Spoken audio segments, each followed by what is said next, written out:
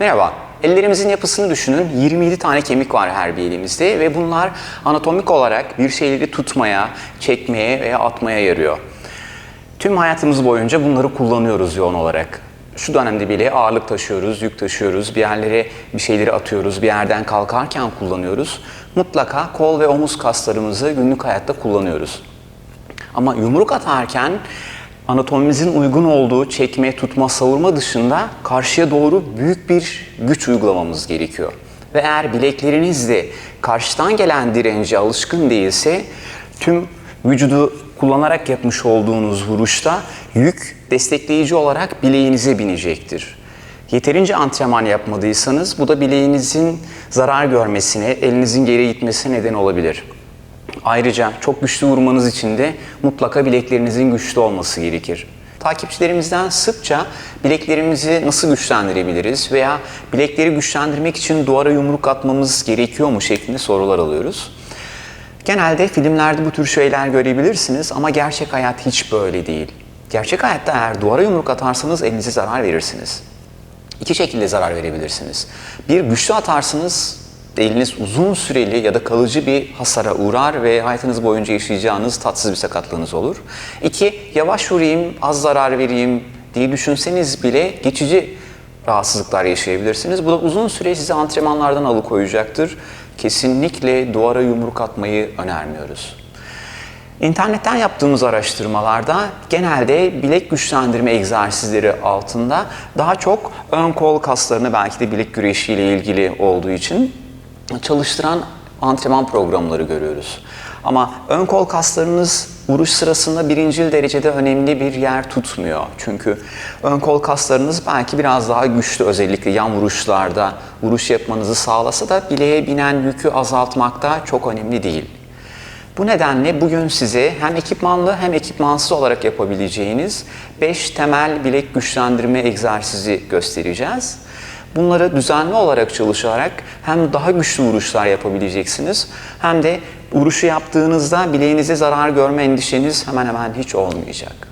İlk 3 çalışma için yanınızda havlu bulundurmanız iyi olacak ve özellikle bu çalışmalara başlamadan önce mutlaka bileklerinizi biraz ısıtmış olun. İlk duvar itmesi yapacağız, vurmayacağız ve elimize zarar vermemek için havluyu koyacağız. Yumruğumuzu istediğiniz açıyla koyabilirsiniz ya şöyle ya tamamen düzelterek. Kol kırık ve patlatarak iteceğiz. Nefes aldık, nefes verdik veya şöyle tutuyorum. Geldim. Karnı uppercut içinde. Tuttum şurada, vücut tamamen bileği destekleyecek açıda doğru. Kroşe için yan bir yere koyarak da yine aynı şekilde çalışabilirsiniz. Bu hem patlayıcı gücünüzü arttıracak hem de bileğinize doğru açıda yük vermenizi sağlayacak. Şınav çekeceğiz. Yumruk atma şeklimizi düşünün direkt yumruklar için. Dirseğimiz vücuda yakın ve karşıya doğru vurup tekrar çekeceğiz. Hani kolu açıp vurmayacağız. Bu telegraf verecek ve istediğimiz bir şey değil. Dirsekler vücuda yakın şekilde şınav çekmekte yine aynı formda bir güç uygulamayı sağlıyor ve bu da vuruşlarınıza katkıda bulunacak. Şınav çekerken kollarınızı açmayın. Çünkü bileklerinize yük doğrudan binsin. Eğer dirsekleri yana açarsanız bileğiniz biraz zarar görebilir. Eğer geniş şınav çekmek istiyorsanız kollarınızı bileklerinizle birlikte açmanız gerekiyor. Tamamen kapalıya yakın, omuzların altında ellerimiz. Şınav pozisyonundasınız, bileğinize yük biniyor. Aşağıya doğru dirsekler vücut yanında ineceğiz ve kalkacağız. İnerken nefes alacağız, kalkarken nefes vereceğiz. Bu sizin yeterliliğinize bağlı olarak sürekli arttırabileceğiniz bir şınav sayısıyla yapabileceğiniz çalışma. Eğer bu şekilde şınav çekmeyi rahat yapıyorsanız, 40'lar 50'lerdeyseniz ayakları daha yukarıya koyarak bileklerinize binen yükü arttırarak da çalışabilirsiniz. Sandalye, masa, herhangi bir şey bu konuda size yardımcı olacak. Buradayım. Yan plank yapacağız. Eli koyduk. Ayakları uzattık. Karnı sıkıyoruz. Ve tüm yük bileğimize düz açıyla biniyor. Eli yukarı kaldırıp yukarıya doğru bakabilirsiniz.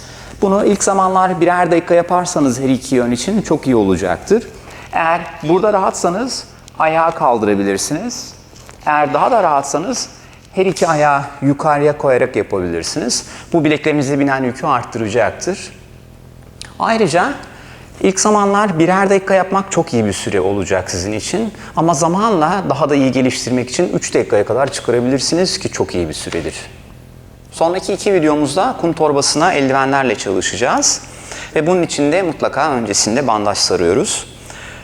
Sağlıklı kum torbası çalışması için bandaj sarmanın önemiyle ilgili birçok videomuz vardı.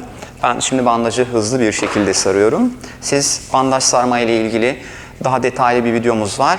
Ona kanalımızdan ulaşabilirsiniz.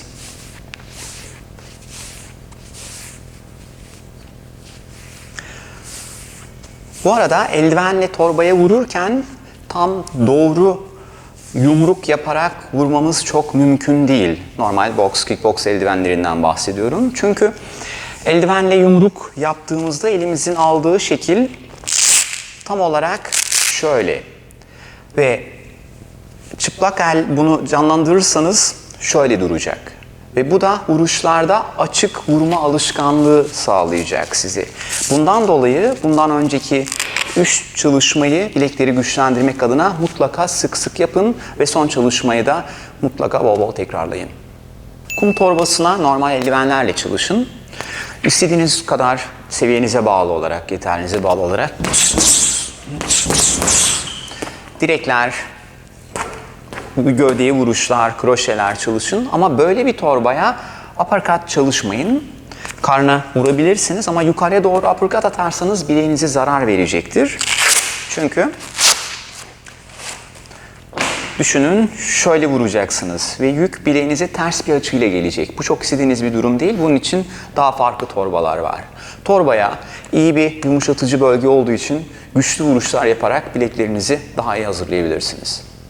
Kum torbasına MMA eldivenleriyle çalışabilirsiniz. Bu size daha gerçekçi yumruk yapma alışkanlığı da sağlayacaktır. İyi bir MMA eldiveni bulun. İlk koruyan, bileği de saran. Mutlaka bandajlarla çalışın bu arada. Torbaya istediğiniz kadar, ilk zamanlar yavaş, sonra istediğiniz kadar güçlü vurabilirsiniz.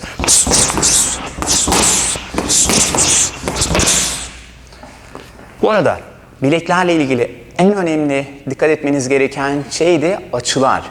Eğer doğru açıyla vurursanız bileğinize binen yükü dirsek ve omuzda iyi desteklersiniz. Ama eğer yanlış teknikle vuruyorsanız bileğinize ne kadar güçlü olsa da zarar verebilirsiniz. Bu çalışmaları düzenli olarak yaparak bileklerinizi çok daha iyi bir konuma getirebileceksiniz. Hayatınıza hareket katın.